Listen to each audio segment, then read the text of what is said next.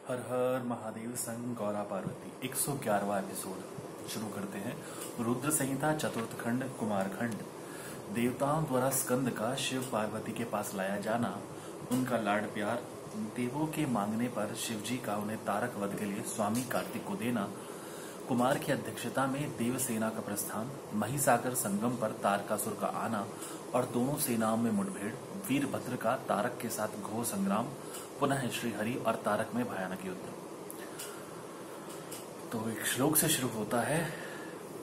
वंदे one तनुतुष्ट मानस समेति प्रेम प्रियम प्रेमदम पूर्णम पूर्ण करम परपूर्ण निखिलेश्वरिकवासम शिवम सत्यम सत्यमयम त्रिसत्य विभवम सत्यप्रियम सत्यदम विष्णु ब्रह्मनुतम स्वकीय कृपयोपाताकृतिम शंकरम।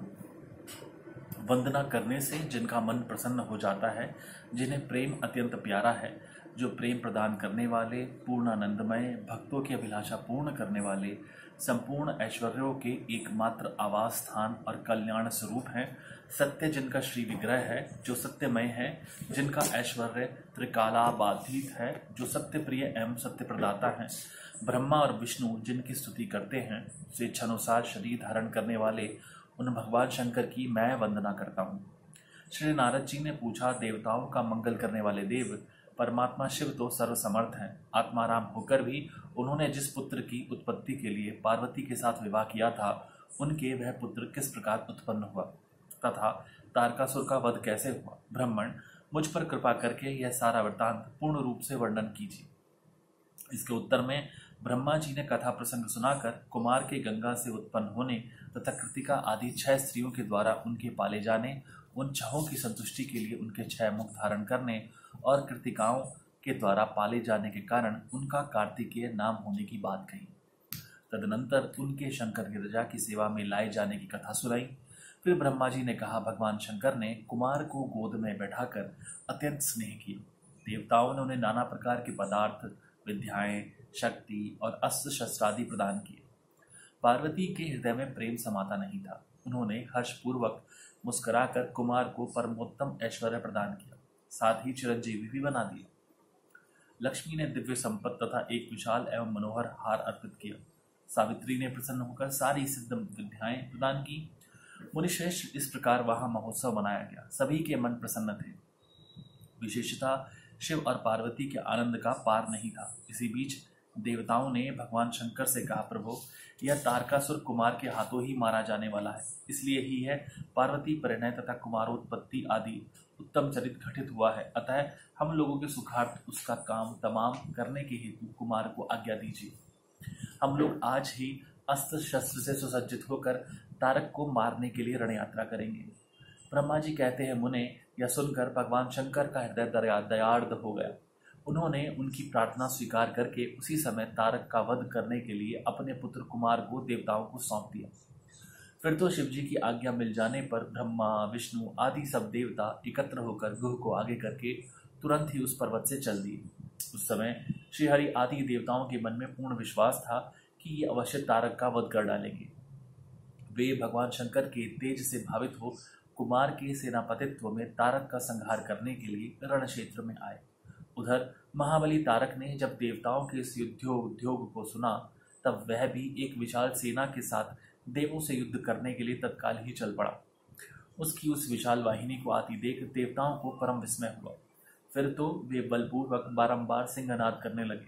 उसी समय तुरंत ही भगवान शंकर की प्रेरणा से विष्णु आदि संपूर्ण देवताओं के प्रति आकाशवाणी हुई। आकाशवाणी ने कहा, देवगण, तुम लोग जो कुमार के अधिनायकत्व में युद्ध करने के लिए उद्यत हुए हो, इससे तुम संग्राम में दैत्यों को जीतकर विजयी होगे। ब्रह्मा जी कहते हैं, मुने, उस आकाशवाणी को सुनकर सभी देवताओं का उत्साह बढ़ गया। उनका भय जाता रहा और वे वीरोचित गर्जना करने लगे। उनकी युद्ध कामना बलवती हो उठी और वे सब के सब कुमार को अग्रणी बनाकर बड़ी उतावली के साथ महिसागर संगम को गए। उधर बहुसंख्यक असुरों से घिरा हुआ वह तारक भी बहुत बड़ी सेना के साथ शीघ्र ही वहां आधम का, जहां वे सभी देवता खड़े थे।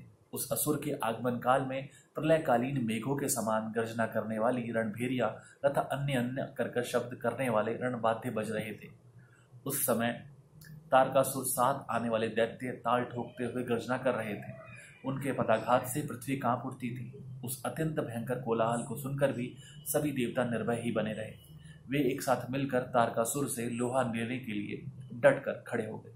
उस समय देवराज इंद्र कुमार को गजराज पर बैठाकर सबसे आगे खड़े हुए।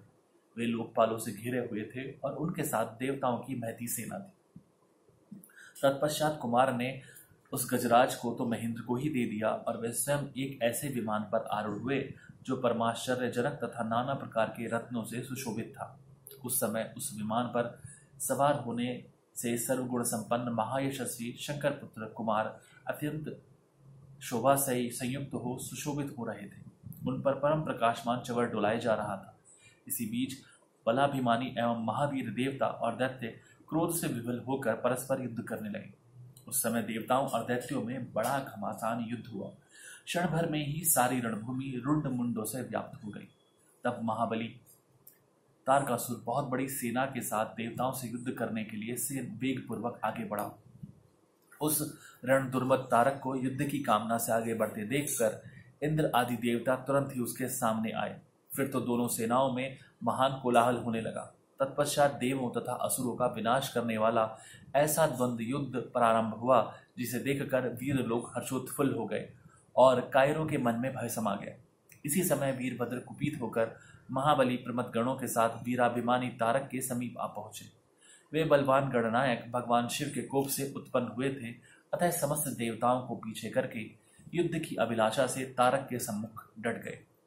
उस समय प्रमथ गणों तथा सारे असुरों के मन में परमोल्लास था, अतः वे उस महासमर में परस्पर गुत्थम गुत्थ होकर जूझने लगे। तदनंतर वीरभद्र से तारक का भयानक युद्ध हुआ। इसी बीच असुरों की सेना रण से विमुख हो भाग चली।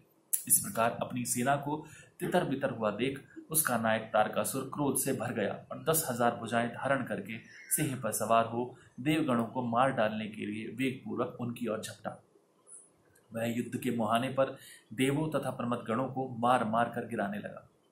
तब प्रमथ गणों के नेता महाबली वीरभद्र उसके उस कर्म को देखकर उसका वध करने के लिए अत्यंत कुपित हो उठे।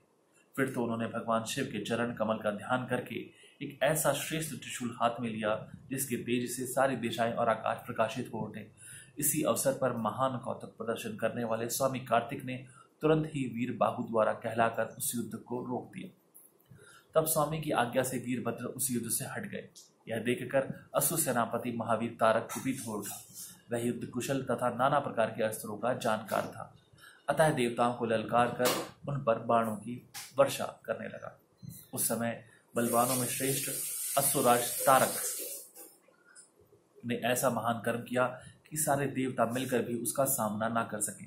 उन भयभीत देवताओं को यो पिटते हुए देखकर भगवान अच्युत को क्रोध हो आया और वो शीघ्र ही युद्ध करने के लिए तैयार हो गए।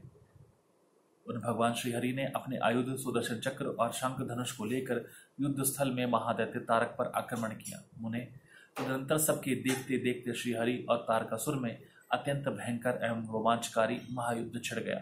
इसी बीच अच्युत ने कुपित होकर महान सिंहनाद किया और धधकती हुई ज्वालाओं के से प्रकाश वाले अपने चक्र को उठाया। फिर तो श्रीहरि ने उसी चक्र से दैत्यराज तारक पर प्रहार किया। उसकी चोट से अत्यंत व्यथित होकर वह असुर पृथ्वी पर गिर पड़ा, परंतु वह असुर नायक तारक अत्यंत बलवान था, अतः तुरंत ही उठकर उस दैत्यराज ने अपनी शक्ति से चक्र के टुकड़े टुकड़े कर दिए। उन्हें भगवान विष्णु और तारकासुर दोनों बलवान थे और दोनों में अगाध बल था, अतः युद्ध स्थल में वे परस्पर जूझने लगे। यहाँ पर यह अध्याय समाप्त होता है। हर हर महादेव संग गौरा पार्वती। धन्यवाद।